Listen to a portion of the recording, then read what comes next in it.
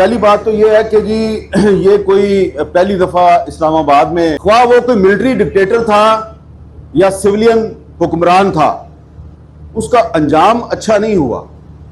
نام میں نہیں لیتا، آپ اپنے آپ سے پوچھ لیں۔ جو آئین پاکستان 1973 کی خلاف ورزی کرتا ہے، اس کو توڑتا ہے، اس کی وائلیشن کرتا ہے، تو فوری طور پر اس کے ساتھ کچھ نہیں ہوتا۔ اس وقت وہ سمجھتا ہے میں بڑا مضبوط ہوں، میرا کوئی کچھ نہیں بگاڑ سکتا، جیسا کہ اس وقت بھی یہی صورتحال ہے۔ جب 2025 میں اس حکومت نے،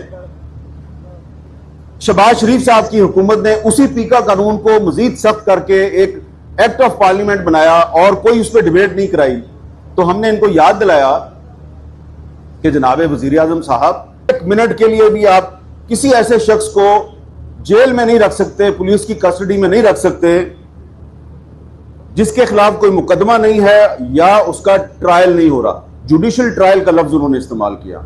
اب آپ مجھے بتائیں کہ اس وقت جو ہماری عدالتیں ہیں ان کے پاس ایسے کئی مقدمات ہیں کہ جس میں جو ملزم ہے وہ پولیس کی کسٹڈی میں ہے، اس کے خلاف مقدمہ ہی نہیں ہے یا اس کو لاپتہ کیا ہوا ہے۔ السلام علیکم ناظرین کرام، آپ کو مکمل ویڈیو دکھاتے ہیں۔ سینئر صحافی احمد میر نے ایسی خبر بریک کر دی کہ پورا پاکستان حیران رہ گیا۔ احمد میر نے کہا کہ آپ کسی کو بھی 1 منٹ سے زیادہ جیل میں نہیں رکھ سکتے۔ اس وقت تو ایک قوم کا بڑا لیڈر قید ہے اور اس کے خلاف پوری قوم کھڑی ہو چکی ہے۔ اب عمران خان کی لگ رہا ہے کہ بات بھی ہو چکی ہے۔ احمد میر کی اتنی سخت گفتگو کہ آپ حیران رہ جائیں گے۔ آپ ویڈیو دیکھیے، پھر اس پر ڈیٹیل میں بات کرتے ہیں۔ کہ یہ جو 1973 کا آئین ہے، اس میں ابھی بھی بہت سی امپروومنٹ کی گنجائش ہے، لیکن جس نے اس آئین کے ساتھ کھلواڑ کیا، جس نے اس آئین کی خلاف ورزی کی، خواہ وہ کوئی ملٹری ڈکٹیٹر تھا یا سیولین حکمران تھا، اس کا انجام اچھا نہیں ہوا۔ نام میں نہیں لیتا، آپ اپنے آپ سے پوچھ لیں۔ جو آئین پاکستان 1973 کی خلاف ورزی کرتا ہے، اس کو توڑتا ہے، اس کی وائلیشن کرتا ہے، تو فوری طور پر اس کے ساتھ کچھ نہیں ہوتا۔ اس وقت وہ سمجھتا ہے میں بڑا مضبوط ہوں، میرا کوئی کچھ نہیں بگاڑ سکتا، جیسا کہ اس وقت بھی یہی صورتحال ہے۔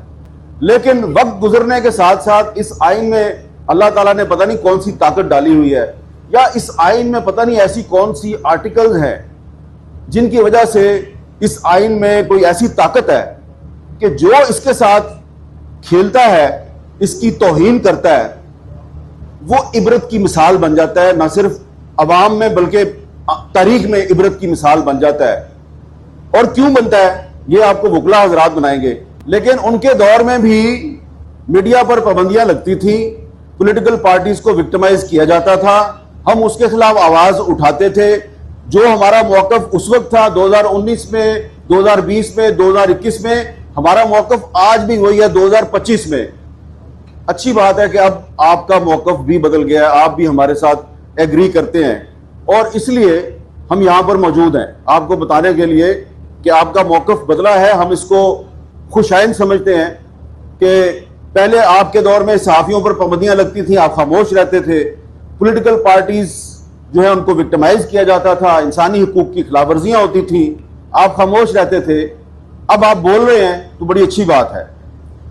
اور پارلیمنٹ میں رولٹ ایکٹ کی جب مخالفت کی تو انہوں نے کہا تھا کہ بغیر ٹرائل اور بغیر مقدمے کے کسی بھی شخص کو 1 منٹ کے لیے بھی گرفتار کرنا یا جیل میں رکھنا جو ہے وہ اس کو غلط سمجھتے ہیں۔ It is the violation of the constitution, اور یہ قانون کی خلاف ورزی ہے۔ 1 منٹ کے لیے بھی آپ کسی ایسے شخص کو جیل میں نہیں رکھ سکتے، پولیس کی کسٹڈی میں نہیں رکھ سکتے جس کے خلاف کوئی مقدمہ نہیں ہے یا اس کا ٹرائل نہیں ہو رہا۔ جوڈیشل ٹرائل کا لفظ انہوں نے استعمال کیا۔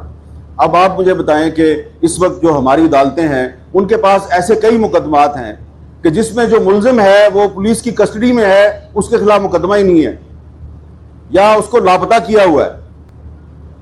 بندہ گرفتار پہلے ہوتا ہے، اس کے خلاف مقدمہ بعد میں قائم ہوتا ہے۔ جب 2016 میں مسلم لیگ نون کی حکومت نے پیکا قانون منظور کیا اور کہا جی کہ ہم فیک نیوز کے خلاف ایک قانون لا رہے ہیں. تو ہم نے اس وقت بھی کہا تھا کہ آپ فیک نیوز کے خلاف نہیں ہیں, آپ دراصل میڈیا کی آواز دبانا چاہتے ہیں. تو اس وقت ہماری بات نہیں سنی گئی, اور پھر بعد میں وہ قانون پیکا 2016 مسلم لیگ نون کے ورکرز کے خلاف استعمال ہوا اور ان کو گرفتار کیا گیا, اور پھر مسلم لیگ نون اس کی مخالفت کر رہی تھی. پھر 2021 میں عمران خان صاحب وزیر اعظم تھے, تو پارلیمنٹ سے وہ قانون منظور نہیں ہو سکا یا اس میں ترمیم نہیں ہو سکی. صدارتی آرڈیننس کے ذریعے پیکا امینڈمنٹ آرڈیننس 2021 جو ہے اس کو ایک صدارتی آرڈیننس کے ذریعے انفورس کیا گیا. ہم نے اس کی مخالفت کی, عدالت میں گئے, اسلام آباد ہائی کورٹ سے اس کے خلاف سٹے لیا. میں آپ کو یہ باتیں اس لیے یاد دلا رہا ہوں, کچھ لوگوں کو بری بھی لگ رہی ہوں گی. ہمارا موقف نہیں بدلا. 2016 میں بھی پیکا کے خلاف تھے, 2021 میں جب پی ٹی آئی کی حکومت تھی اسد کیسر صاحب, ہم اس وقت بھی خلاف تھے. آپ اسپیکر قومی اسمبلی تھے, ہم پریس گیلری سے واک آؤٹ کرتے تھے. کوئی ہمارے پاس نہیں آتا تھا کہ یار وہ آپ نے واک آؤٹ کیوں کیا ہے, آئے آپ واپس آ جائیں. کوئی نہیں آتا تھا ہمارے پاس. اب جب 2025 میں اس حکومت نے, شہباز شریف صاحب کی حکومت نے اسی پیکا قانون کو مزید سخت کر کے ایک ایکٹ آف پارلیمنٹ بنایا اور کوئی اس پہ ڈیبیٹ نہیں کرائی, تو ہم نے ان کو یاد دلایا کہ جناب وزیر اعظم صاحب, جب 2021 میں عمران خان کی حکومت نے یہ قانون جو ہے اس کو آرڈیننس کے ذریعے نافذ کیا, تو ہم نے پارلیمنٹ ہاؤس کے باہر احتجاج کیا, ہم نے کیمپ لگایا. آپ وہاں پر آئے, بلاول صاحب آپ کے ساتھ تھے, مولانا فضل الرحمان آپ کے ساتھ تھے. آپ جوتے اتار کے ہمارے ساتھ اس پروٹیسٹ میں بیٹھ گئے زمین پر, اور آپ نے ہمارے ساتھ اظہار یکجہتی کیا. اب آپ وہی جو پیکا قانون ہے اس کو مزید سخت کر کے پارلیمنٹ میں بغیر ڈیبیٹ کے اس کو آپ انفورس کر رہے ہیں, تو یہ آپ غلط کر رہے ہیں. کسی نے ہمیں کوئی جواب نہیں دیا.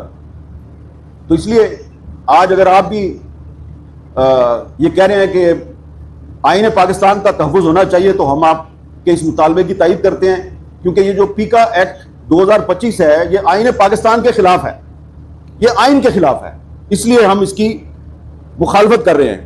اور یہ جو اس وقت پاکستان میں فریڈم آف پریس, آزادی اظہار پر جو پابندیوں کی صورت. ناظرین کرام, آپ نے ویڈیو دیکھی احمد میر کی تاریخی تقریر. احمد میر نے کہا کہ اس ملک میں جس طرح صحافت پر پابندیاں لگائی جا رہی ہیں, ماضی کے اندر کبھی بھی اس طرح نہیں دیکھا. عمران خان کے دور میں بھی صحافت پر پابندیاں تھیں, لیکن اتنی زیادہ نہیں تھی جتنی آج ہیں. آج تو ہم انڈور بھی کوئی تقریب نہیں کر سکتے جس میں ہم اپنے دل کی بات کر سکیں. یہ حکومت چاہتی ہے کہ سب کا منہ بند کر دیا جائے, زبان پر تالا لگا دیا جائے, لیکن یہ میری زبان نہیں بند کر سکیں گے.